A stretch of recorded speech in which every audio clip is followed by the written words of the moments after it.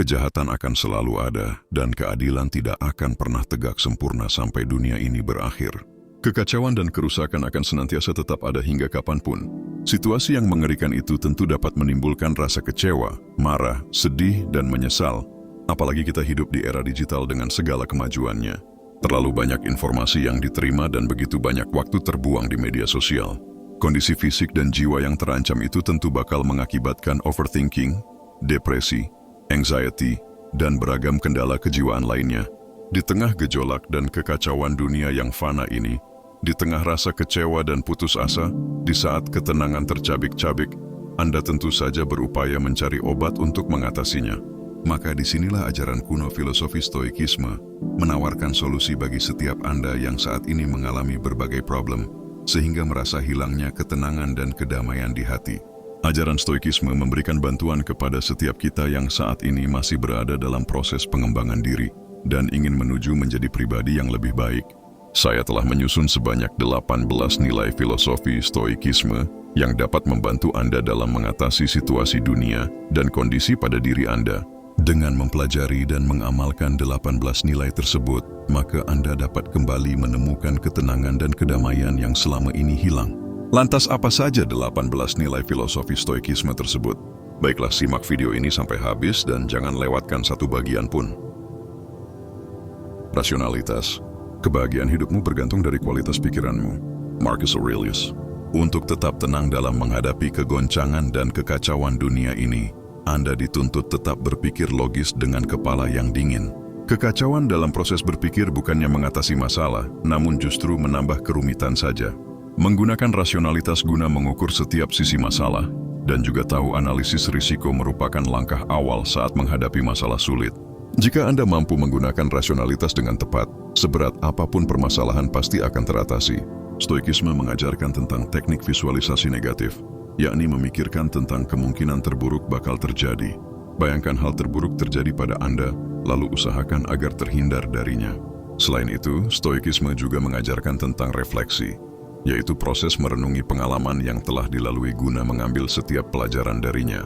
Maka dengan begitu ide-ide dan solusi dapat bermunculan untuk membantu permasalahan Anda. Coba bayangkan ketika handphone Anda tiba-tiba hilang saat sedang berada di bandara. Lalu bukannya berpikir dengan tenang, tapi Anda justru panik dan mondar-mandir tak keruan. Pandangan Anda belingsatan ke sana dan kemari berupaya mencari handphone yang hilang. Wajah Anda terlihat sangat cemas dan banyak orang di sana yang memperhatikan Anda. Lantas apakah dengan itu barang Anda bisa ketemu? Jawabannya tentu saja tidak. Tetapi, cobalah duduk dan tenang terlebih dahulu. Kemudian coba ingat-ingat lagi kejadian beberapa saat lalu dan kapan terakhir pegang handphone. Setelah berpikir tanpa panik, ingatan Anda pasti membantu Anda dalam memberikan solusi. Ternyata beberapa menit lalu saat di toilet Anda menaruhnya di sana. Lalu Anda segera menuju ke sana dan mengambil kembali handphone yang tertinggal. Masalah pun selesai. Itulah bedanya ketika Anda mampu berpikir dengan baik atau tidak. Jika Anda mampu menggunakan akal terbaik Anda, maka masalah berat sekalipun dapat teratasi. Hal ini berlaku dalam situasi apapun. Pada intinya adalah ketika dihadapkan dalam suatu perkara, maka gunakanlah rasionalitas terlebih dahulu. Masalah kelar, pikiran tetap jernih, dan hati bisa tenang. Pengendalian. Jika sesuatu di luar kendalimu, jangan biarkan itu mengganggu kedamaianmu. Apa yang mengganggu kita bukanlah kejadian, tetapi cara kita menafsirkan kejadian itu. Marcus Aurelius. Stoikisme mengajarkan tentang dikotomi kendali, yaitu ada hal eksternal yang tidak bisa kita kendalikan dan ada hal internal yang bisa kita kendalikan. Beragam tragedi dunia dan fenomena mengerikan di luar sana merupakan bagian dari sesuatu yang berada di luar kontrol Anda. Dengan kata lain, Anda tidak punya kuasa untuk mengatur apalagi berupaya menghilangkannya. Namun Anda cuma bisa merespons dari setiap kejadian tersebut, atau hanya bisa mengelola emosi dan perasaan yang muncul. Ada beragam peristiwa yang dapat mengusik ketenangan Anda, akan tetapi Anda sama sekali tidak punya kendali atas semua itu. Atau ketika Anda mendapatkan suatu musibah, atau juga mungkin mendapat komentar buruk dari orang lain, Anda tidak bisa membuat apa yang ada di luar Anda sesuai dengan kemauan Anda. Tetapi yang bisa dilakukan hanyalah mengendalikan emosi yang ada di dalam diri. Ada dua penyebab ketenangan itu bisa luntur. Pertama dari peristiwa itu sendiri, dan kedua dari sebagaimana Anda mampu mengendalikan emosi. Jika Anda tidak bisa mengelola emosi saat dihadapkan pada sebuah tragedi, maka dua penyebab itu akan menyerang Anda sekaligus. Namun kalau Anda mampu mengelola emosi dengan tepat, maka Anda tidak cuma dapat melenyapkan satu penyebab saja, tetapi bahkan dua-duanya. Sebab yang mengganggu itu bukan cuma dari kejadian, tetapi juga dari pengendalian. Pengendalian yang baik tentu akan mampu mengeluarkan Anda dari ketidaktenangan itu. Caranya adalah ketika Anda dihadapkan pada suatu masalah, misalnya mobil Anda ditabrak dari belakang pada saat di lampu merah, cobalah untuk paham bahwa apa yang terjadi saat itu bukan sesuatu yang bisa Anda kendalikan sepenuhnya. Hal itu memang salah orang lain, bukan salah Anda. Dan yang bisa Anda kendalikan hanyalah emosi yang muncul. Anda mungkin marah, tapi saat Anda bisa mengendalikan kemarahan itu, Anda pasti akan tenang. Atau pada saat Anda kehilangan orang tercinta. Kematian adalah takdir dan itu berada di luar kendali Anda. Maka cobalah untuk mengelola emosi kesedihan yang muncul. Kalau tidak ingin rasa tidak tenang, itu menyiksa Anda. Kendalikan pikiran dan emosi Anda, maka ketenangan itu pasti akan tetap hadir. Tidak mencari validasi. Kebahagiaan sejati datang dari melakukan hal yang benar tanpa mengharapkan tepuk tangan. Epictetus, filosofi stoikisme mengajarkan agar pengikutnya tidak mencari validasi orang lain. Jika seseorang masih berupaya mengejar pengakuan dan pujian dari orang lain, maka berpeluang besar diserang kekacauan. Validasi merupakan kemustahilan yang tidak perlu diincar. Jika keberhasilan memang adalah ujungnya, maka tepuk tangan manusia tidak perlu ada di sana. Bayangkan ketika Anda sukses menggapai impian yang selama ini didambakan, tetapi di waktu bersamaan nyatanya orang-orang yang Anda harapkan memberikan pujian malah tidak memberikan apa yang Anda inginkan. Mereka tidak bertepuk tangan dan mereka sama sekali tidak mengapresiasi. Tidak ada pengakuan istimewa dari orang-orang terdekat Anda. Dan tidak ada sambutan istimewa padahal Anda layak mendapatkannya. Anda pasti kecewa berat karena tidak mendapatkan sesuatu yang istimewa di saat Anda layak menerimanya. Validasi yang diharapkan nyatanya cuma omong kosong. Anda yang sudah sukses dan pantas mendapat sorakan dan like yang banyak, namun bahkan nyatanya tidak dianggap sama sekali. Lantas apa yang Anda rasakan? Apa ketenangan? Apa kedamaian? Tidak ada. Yang ada hanyalah kekecewaan. Jadi wahai sahabat bijak sekalian, mengharapkan validasi eksternal bukanlah sikap dari seorang stoik sejati. Kita semuanya pasti ingin berhasil dan sukses. Akan tetapi pujian dan tepuk tangan dari manusia bukanlah tujuannya. Kebahagiaan kita tidak terletak pada pengakuan dan sanjungan dari orang lain, tetapi kepuasan batin dan rasa syukur pada Tuhan. Jadi tetaplah berproses yang panjang dan fokus pada tujuan tanpa harus berharap validasi dari siapapun. Kesadaran. Hidup yang tidak direfleksikan adalah hidup yang tidak layak dijalani. Socrates. Salah satu faktor penyebab kenapa hati kita tidak tenang adalah karena tidak menyadari sepenuhnya apa yang kita lakukan. Kita tidak sepenuhnya menikmati dan meresapi setiap peristiwa yang kita lalui.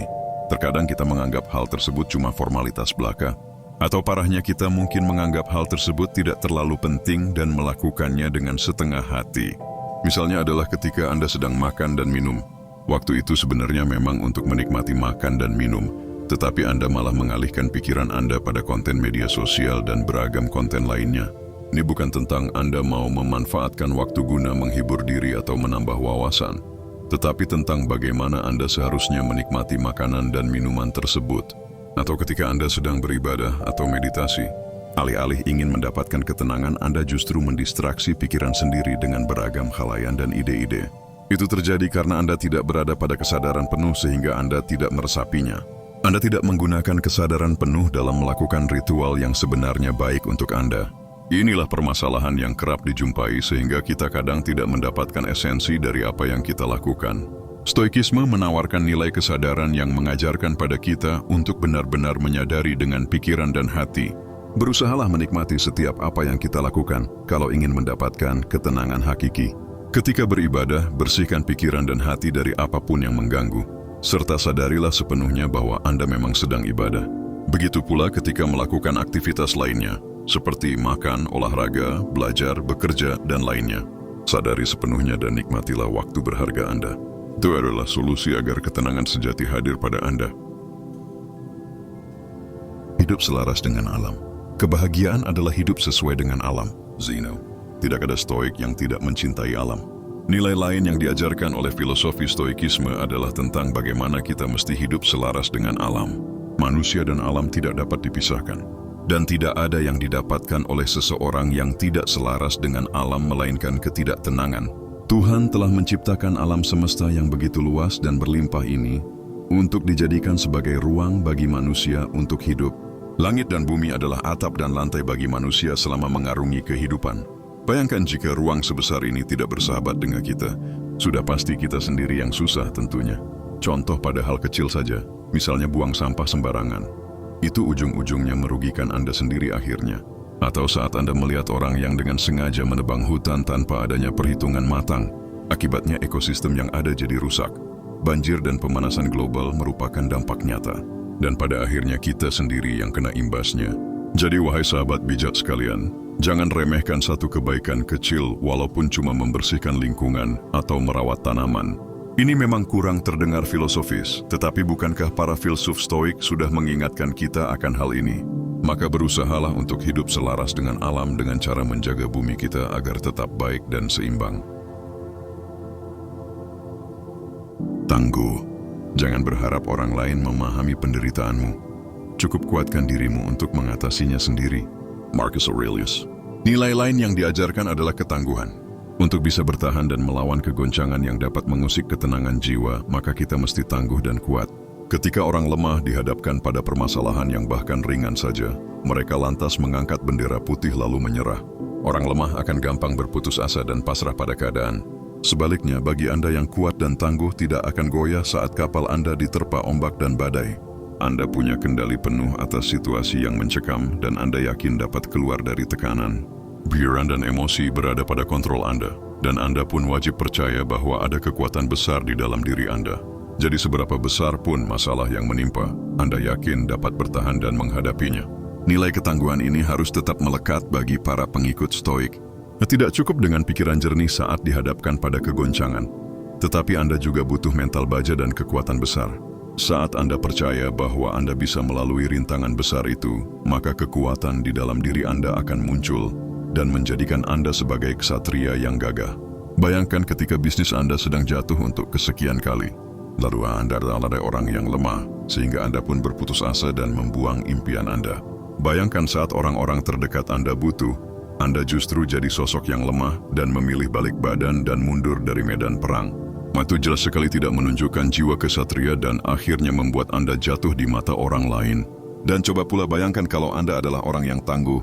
Meski usaha Anda gagal berulang kali, Anda tetap sabar, kuat, dan terus mencoba. Tidak ada kata menyerah dan putus asa. Bayangkan Anda adalah sosok yang kuat dan gagah perkaya.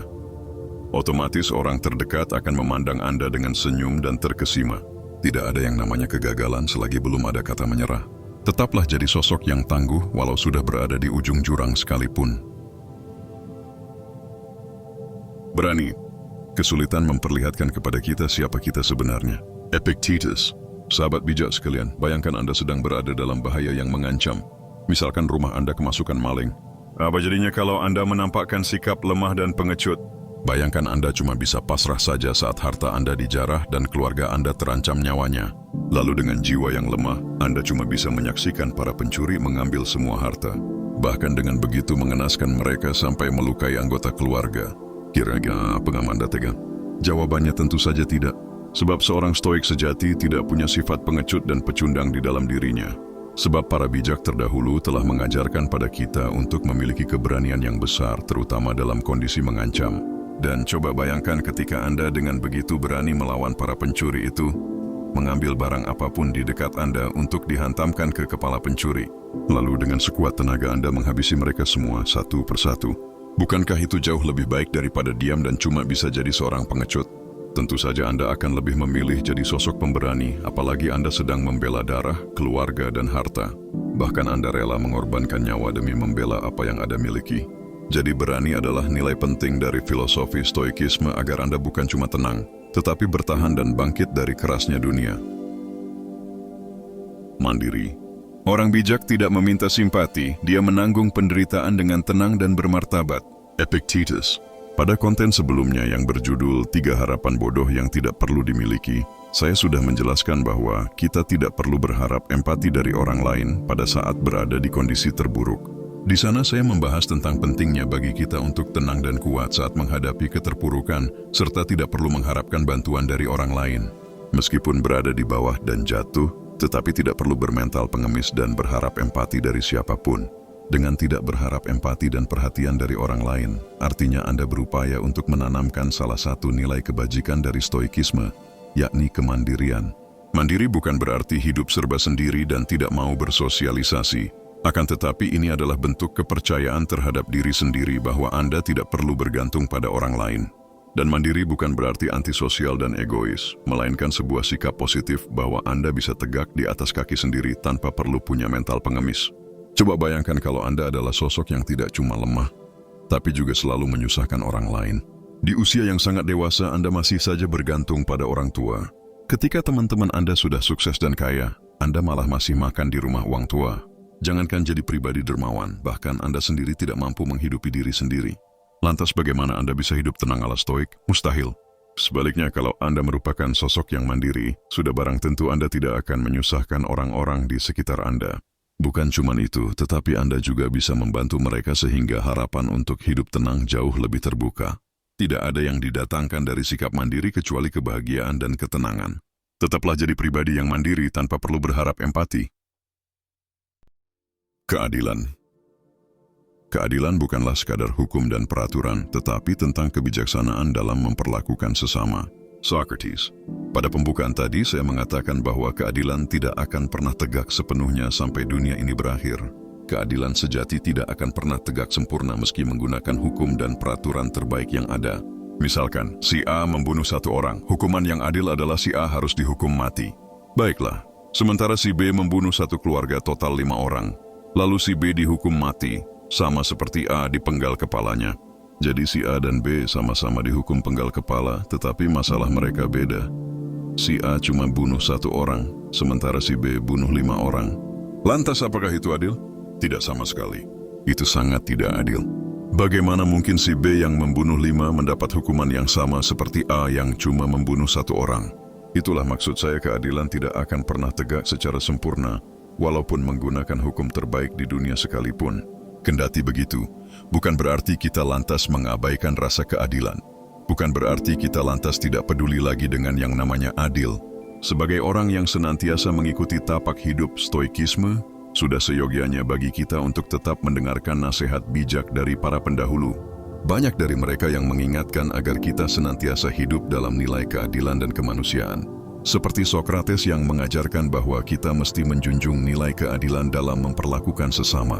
Sebagai ayah, sebisa mungkin kita bersikap adil terhadap anak-anak. Atau kalau Anda merupakan pemimpin di organisasi, atau cuma pemimpin dalam rumah tangga, berusahalah semaksimal mungkin untuk adil terhadap orang-orang di bawah Anda. Keadilan merupakan salah satu nilai stoikisme yang harus tetap dijaga dan juga direalisasikan dalam kehidupan. Dermawan, kamu hanya benar-benar memiliki apa yang telah kamu berikan dengan sepenuh hati. Epictetus. Baiklah, nilai filosofis selanjutnya adalah kedermawanan. Bayangkan Anda sudah memiliki sejumlah sifat baik seperti yang tadi sudah dibahas, tetapi Anda adalah orang yang pelit. Ketika sedang nongkrong, Anda cuma bisa berharap traktiran dari teman. Atau ketika kekasih Anda minta dibelikan sesuatu, Anda mengabaikannya, bukan karena tidak punya uang, tapi memang karena Anda pelit. Kira-kira apakah ada sesuatu yang hilang dari diri Anda? Ya, Anda telah kehilangan nilai, sehingga Anda mungkin tidak akan dihormati. Anda malu pada diri sendiri dan juga orang lain kalau Anda adalah orang yang pelit. Seharusnya Anda malu bahwa Anda termasuk orang yang suka menahan dompet dan tidak mau berbagi. Oke sahabat bijak sekalian, para pemikir terdahulu sampai mengingatkan bahwa apa yang benar-benar kita miliki adalah sebenarnya apa yang telah kita berikan dengan sepenuh hati. Artinya harta terbaik yang kita miliki adalah bukan yang kita simpan dan konsumsi pribadi, melainkan itu adalah apa yang kita berikan. Sampai segitunya mereka menilai tentang harta dan kepemilikan. Jadi seorang stoik tidak mungkin menyimpan sifat pelit di dalam dirinya. Sebaliknya, bagi Anda yang menginginkan perubahan baik saat ketika menapaki jalan stoik, maka sudah sebaiknya menjadi sosok dermawan. Rasa kasih Anda tidak cuma membuat orang lain gembira, tetapi juga membawa ketenangan yang selama ini Anda dambakan. Teruslah berbuat baik sampai Anda benar-benar menjadi seorang filantropis yang dibanggakan. Apataya. Orang kaya bukanlah yang memiliki banyak tetapi yang membutuhkan sedikit. Epictetus. Apatheia maksudnya adalah melepaskan dari berbagai hal negatif seperti keinginan duniawi berlebihan. Nilai luhur tersebut diajarkan oleh para filsuf Stoik seperti Epictetus, bahwa orang yang kaya bukankah memiliki banyak, tetapi yang membutuhkan sedikit. Percuma sudah kaya, namun hatinya selalu miskin dan serba kekurangan. Harta boleh banyak, tapi harus ingat juga kita wajib kaya hati. Jika nilai tersebut ditanamkan dengan baik, maka pemahaman jelek seperti materialisme dan hedonisme pasti akan jauh dari diri Anda. Bagi Anda yang berani melepaskan diri dari keinginan berlebihan dan hasrat terhadap dunia fana, pikiran Anda tidak akan terdistraksi oleh hal-hal persuasif yang bisa menggiring Anda pada kekacauan. Coba Anda perhatikan para hedon yang kerjanya cari duit hanya untuk bersenang-senang, berbangga-bangga, dan tidak tahu kemana mereka membawa hidup. Coba Anda nilai sendiri tentang bagaimana mereka begitu cinta duniawi, sampai-sampai mengabaikan beragam persoalan yang jauh lebih esensial dan bermanfaat. Mereka memang hidup serba enak, tapi lihatlah bagaimana ujung kisah mereka hidup. Apakah bahagia atau malah merana? Jadi jika Anda tidak mau hidup cuma bersenang-senang sementara tapi akhirnya merana dan mati sia-sia, maka sebaiknya tanamkanlah nilai melepaskan. Melepaskan keterikatan dari keinginan berlebihan dan cinta duniawi yang bisa membawa Anda pada jurang kehancuran. Lepaskanlah diri Anda dari candu dunia yang dapat melenyapkan ketenangan dan kebahagiaan Anda. Fokus. Dia yang berlayar kedua arah tidak akan pernah sampai ke tujuan. Seneca. Kekacauan yang jelas nyata dan saat ini menimpa adalah kita kadang tidak fokus. Ada yang bilang bahwa di awal-awal sebaiknya kita memilih banyak jalan dan mencoba segalanya. Jujur, saya tidak sependapat dengan pemikiran seperti itu. Saya lebih memilih pendapat yang mengatakan bahwa di awal-awal lebih baik kita fokus terhadap satu bidang saja dahulu, dalam waktu tertentu, dan ketika sudah mencapai level yang tinggi, barulah kita menggeneralisasi atau belajar hal yang lebih umum. Misalnya kita paham bisnis dan menggeluti dunia bisnis. Maka fokuslah pada bisnis saja sampai kita benar-benar menguasainya. Dalam artian jangan teralihkan pada hal di luar itu. Masalahnya adalah sekarang ini di era informasi yang begitu banyak bertebaran, kita kadang gampang sekali kehilangan fokus. Seperti pendapat pertama tadi, yang katanya di awal-awal kita sebaiknya belajar banyak hal, bukan pada satu bidang saja. Penyakit inilah yang merusak terutama bagi milenial dan Gen Z. Alih-alih mau jadi polymath dan multitasking, akhirnya tidak ada satupun dari yang mereka geluti itu berhasil. Karena belum selesai satu urusan, mereka malah beralih ke pekerjaan lain. Belum juga menguasai satu bidang, malah belajar hal baru. Bukan berarti belajar hal baru itu tidak bagus, tetapi ini adalah tentang bagaimana kita harus fokus terlebih dahulu. Lebih baik fokus dulu pada satu bidang dan jangan teralihkan oleh hal-hal lain yang walaupun itu terdengar menguntungkan. Salah satu penyebab kenapa kita tidak tenang adalah karena kita kerap tidak fokus. Ada peluang bagus, ambil. Ada kesempatan menarik, pelajari. Akibatnya kita hilang fokus sehingga tidak mungkin menguasai satu bidang yang dikuasai. Jadi sahabat bijak sekalian, coba ingat orang-orang sukses. Mereka orang yang mendalami satu bidang khusus, menguasainya, dan benar-benar jadi ahli di sana. Belajarlah fokus dan tidak teralihkan. Rasa syukur. Nanda dari orang yang berada tanpa rasa syukur. Seneca, para pengikut Stoik ketika diberikan nikmat dan kekayaan maka akan bersyukur. Syukur artinya Anda berterima kasih dan menikmati apa yang Tuhan berikan. Dengan rasa syukur berapapun rezekinya pasti Anda akan terima tanpa mengeluh dan menggerutu. Seneca mengingatkan bahwa tidak ada orang yang bahagia tanpa rasa syukur. Kalimat ini memang benar. Coba deh Anda perhatikan orang di sekitar Anda atau mungkin orang yang ada di media sosial. Biasanya ada saja mereka yang sudah diberi harta yang banyak tapi tidak mau bersyukur. Contoh nyatanya bisa Anda saksikan sendiri berita di internet tentang pejabat yang korupsi. Kurang kaya apa mereka? Kurang besar apa pendapatan mereka sampai masih saja korupsi? Apa yang melatar belakangi mereka berbuat jahat? Selain rakus, tidak punya rasa kemanusiaan, dan hati yang busuk, tentu saja mereka itu tidak pernah bersyukur. Mereka tidak mensyukuri apa yang sudah Tuhan berikan. Karena selalu merasa kurang, akhirnya mereka berani melakukan apa saja, termasuk mengambil harta orang banyak. Itulah dampak buruk yang ditimbulkan seandainya Anda tidak mau bersyukur. Imbasnya bahkan sampai merugikan orang satu negara. Oleh karena itu, ketika kita telah mengikrarkan diri menjadi sosok yang masih konsisten berada di jalur Stoik, maka sudah sepantasnya untuk bersyukur. Percayalah, rasa syukur tidak akan membawa apapun kecuali ketenangan dan kebahagiaan. Sabar. Kesabaran itu pahit tapi buahnya manis. Aristoteles. Kesabaran dan ketenangan adalah senjata terbesar dalam menghadapi masalah. Seneca. Saat mendapatkan rezeki dan kegembiraan kita mesti bersyukur. Sebaliknya, saat mendapatkan ujian dan kesedihan maka kita harus bersabar. Sabar ketika ditimpa kegagalan, kesedihan, dan kemiskinan. Seneca sudah mengingatkan bahwa sabar adalah senjata terbesar dalam menghadapi masalah. Bayangkan kalau Anda adalah orang yang gampang marah dan panik.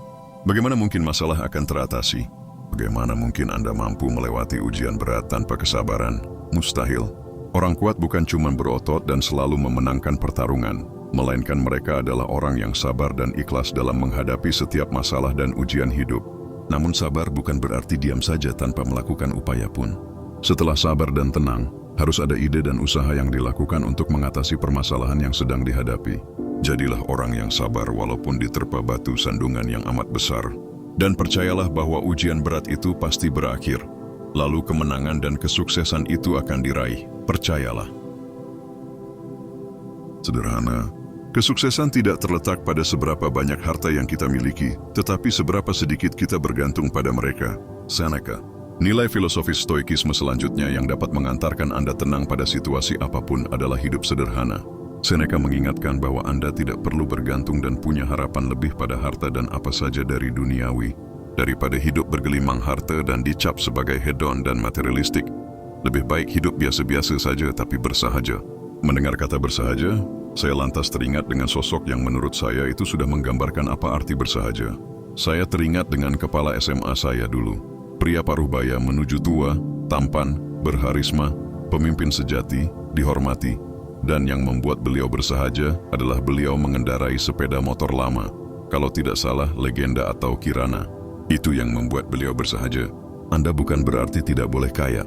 Silakan mengejar kekayaan karena dengan itu Anda tidak akan jadi pengemis dan berharap bantuan dari orang lain.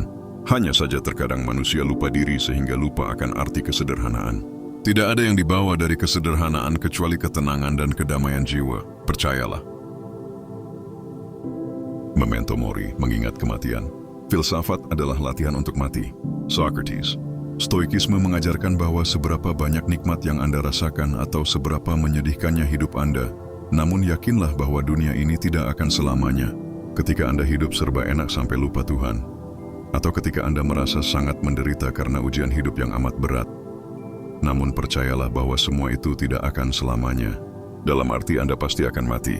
Hikmah besar dari mengingat kematian adalah Anda akan sadar bahwa Anda tidak layak sombong, angkuh, apalagi ingkar pada Tuhan.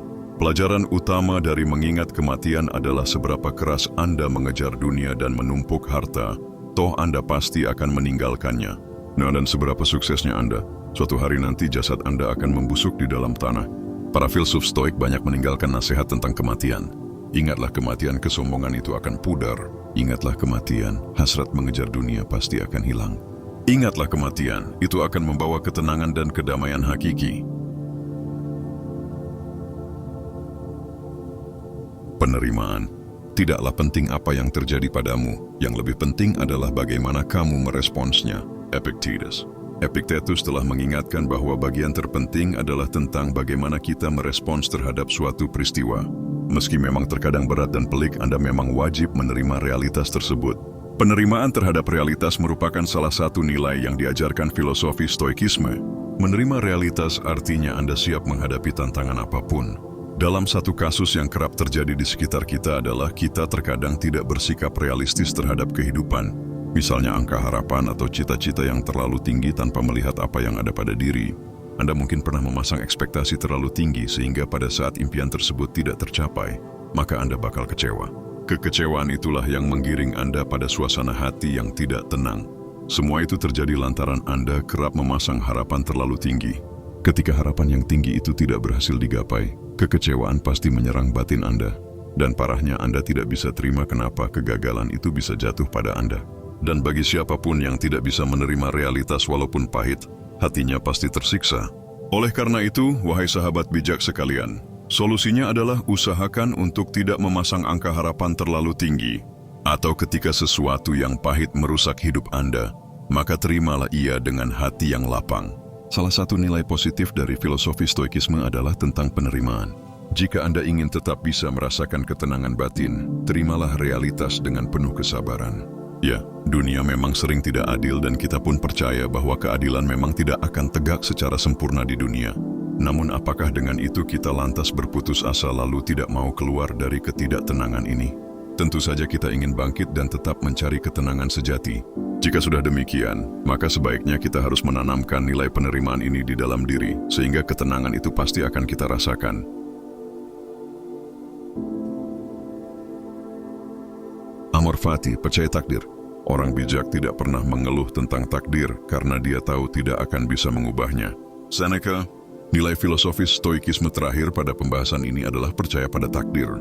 Diletakkan di akhir karena sebagian manusia terkadang sulit menerima takdir. Mereka percaya, tapi tidak mau menerima. Takdir atau suratan kepastian dari Tuhan memang kadang menyakitkan. Namun tidak ada pilihan bagi Anda kecuali harus menerimanya dengan lapang dada. Seneca mengajarkan bahwa jangan pernah mengeluh tentang takdir karena tahu tidak akan bisa mengubahnya. Bahasan ini terkait juga dengan nilai pengendalian, yakni Anda tidak punya kuasa terhadap hal eksternal seperti takdir contohnya. Anda tidak punya kontrol atas takdir yang Anda terima. Akan tetapi Anda cuma punya kendali atas respon Anda terhadap takdir tersebut. Bagaimana Anda mengelola pikiran dan emosi dengan sebijak mungkin. Percaya pada takdir artinya Anda percaya bahwa Anda hanyalah makhluk lemah yang tak layak sombong. Jika ingin tetap tenang dan kuat dalam menghadapi berbagai kegoncangan dan masalah berat dalam hidup, maka berusaha dan berdoalah, selebihnya berserah dirilah pada Tuhan yang Maha Kuasa. Baik, demikianlah penjelasan yang cukup panjang mengenai 18 nilai filosofi stoikisme yang berguna untuk kita agar tetap tenang dalam menghadapi situasi apapun. Tidak mudah mencapai kesempurnaan, tetapi alangkah baiknya memulainya dari langkah kecil, satu persatu. Saya mengajak kita semua untuk tetap konsisten dalam memperbaiki diri dengan cara mengikuti panduan hidup stoikisme seperti yang sudah banyak dijelaskan oleh para pemikir bijak terdahulu. Semoga kita diberikan kemudahan untuk mempelajari dan mengamalkan semuanya agar kita tetap bisa tenang dalam situasi apapun. Sekian konten kali ini. Sampai jumpa pada konten lainnya. Subscribe dan terima kasih.